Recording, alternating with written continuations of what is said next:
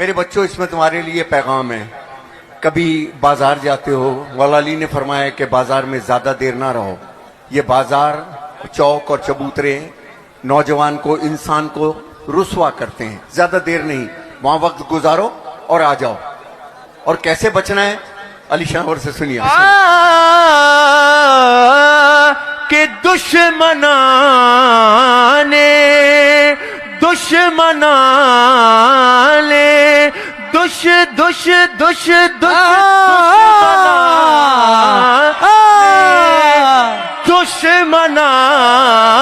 ने अली से मिल कर भी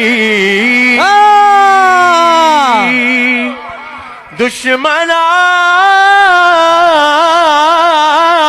ने अली से मिल कर भी मैंने अपना बचा